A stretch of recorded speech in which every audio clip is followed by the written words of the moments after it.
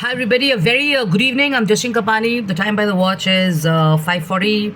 Hope everybody is doing good and great. The weather seems to be getting better as we're heading towards evening and stuff.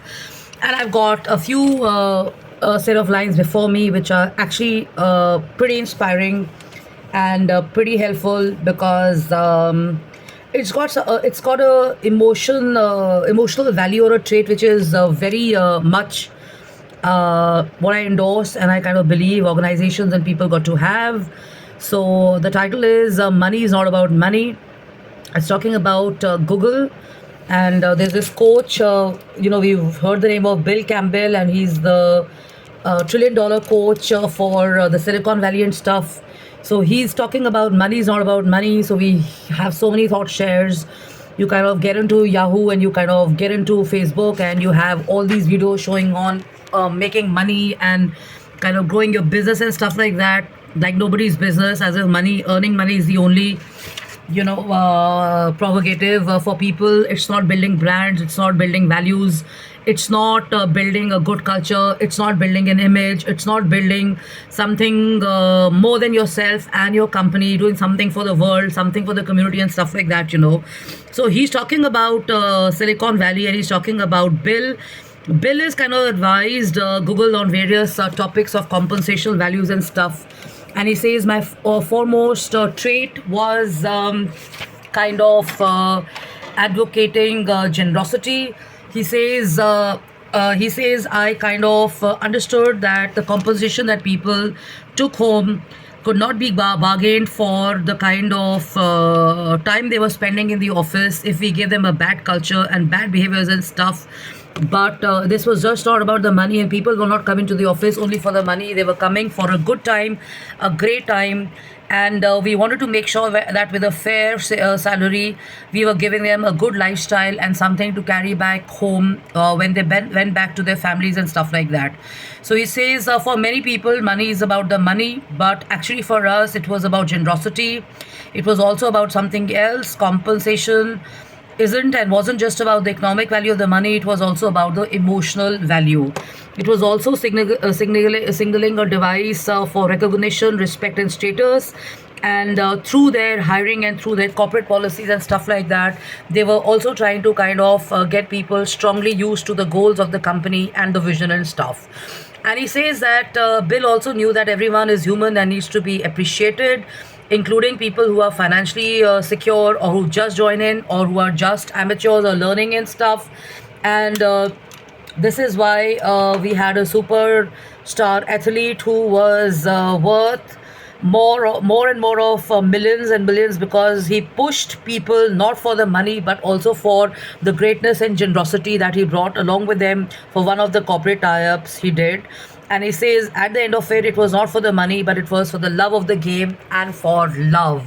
So it's very important, extremely important to understand that, you know what, you're not in this world just to kind of earn money and just to misbehave and kind of have your way across with people.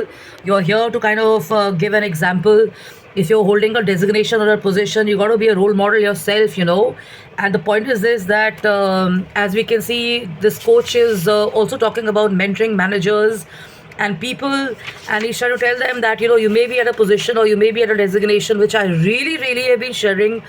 It is not about the designation. Designation, it is about the person that is you.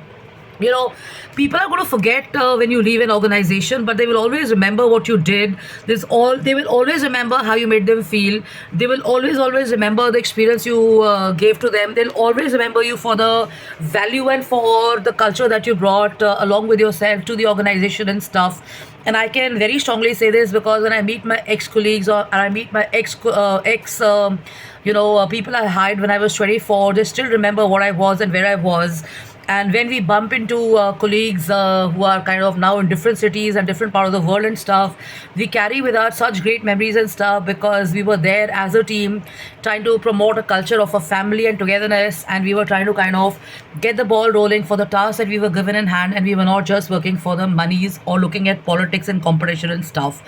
So one thing is for sure that when you're joining an organization, or you're part of a system or part of a setup, or you're representing yourself on any forum, you got to work as a part of a solution and as a team, and not kind of be cheeky or be shallow or be negative or be unpleasant and stuff like that, because really it doesn't make other people look like an idiot or a fool, but actually tells us about the story of other people who are doing this to their seniors, to their juniors, to their colleagues, to their families, to their brothers and sisters, or whatever, that it is actually their story that they are kind of inflicting on others and stuff. And many people are not comfortable with this, and they just walk away, So the coach here is saying that when we are faced with a problem which is in our organization, the first thing that we look out for is that who's the person who's contributing in the most positive manner, and who's the person we can bank on, and who's the person we can go in for solution finding and stuff, not as someone who's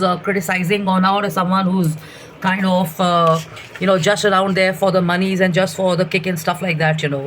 So actually, it brings us to the next read, which is pick the right players. So if you're running a organization, you got to make sure that you're surrounding yourself with really, really good people and a good set of staff and team and stuff. Because when you're not there, it is actually those people who are going to be doing your work and stuff, and you got to look for these kind of characteristics in people, because as they represent you and your brand and companies and stuff, and they do not have the right conduct and stuff, they're actually going to be tarnishing and messing the brand image of your company and the culture of your company. So this is what it is. So when you're doing recruitment and stuff, or when you're bringing people on board, when you're doing collaborations, and when you're kind of shortlisting people to work along with in their teams and stuff, you got to be very sure about your communication skills as well. If you're not comfortable speaking with a vendor, if you're not comfortable speaking with, let's say, supplier, there's a language disconnect or whatever, you're not comfortable with it, you're not going to be comfortable it in the long run. So rather than pushing yourself and adjusting to this, unless and until you're kind of in a junior level and you're going to be handling this on behalf of your boss and stuff, go for that. But if you're in a position where you have to call the shots and you have to kind of take decisions, and you have to run the show and the organization and stuff, you make sure you're talking to people, communicating with people whom you're really comfortable with. In some countries and some cities, we also have language barriers and communication gaps and stuff, but all of that can be sorted, because there's so many people who talk really very well, and so many people who are looking at quality and great exposure and excellence and stuff. So if you can team up with those kind of people, and if you're not comfortable dealing with a certain vendor or a supplier, you can actually get maybe a junior to kind of handle that on your behalf and call the shots on your behalf. So take care of yourself, and this is actually also kind of telling you this, that there has to be a definite purpose and an objective to doing a business, or doing an entrepreneurship, or doing a design, or kind of doing a communication strategy or a plan like that.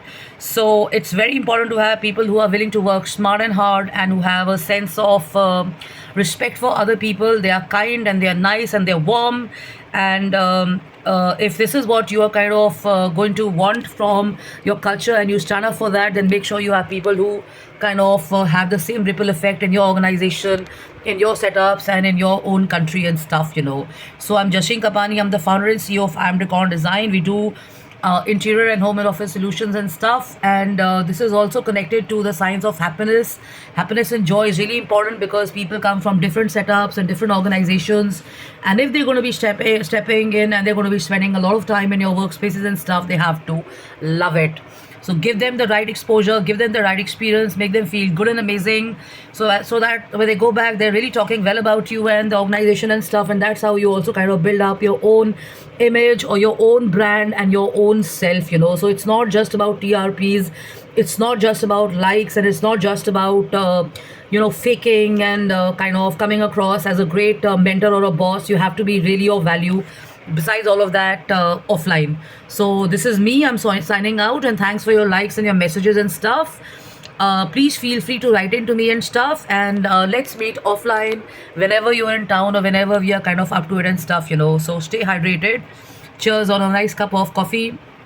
Enjoy. Coffee keeps you alert, coffee keeps you awake, coffee kind of enhances your alertness and stuff. So keep the balance between staying hydrated with cold and hot, and I'm sure you're going to kind of get across the challenge of not corona, not cervical, I'm sorry, dehydration and stuff, So love and luck, and wishing everybody a great day ahead and a week ahead, okay? Bye bye. Ciao.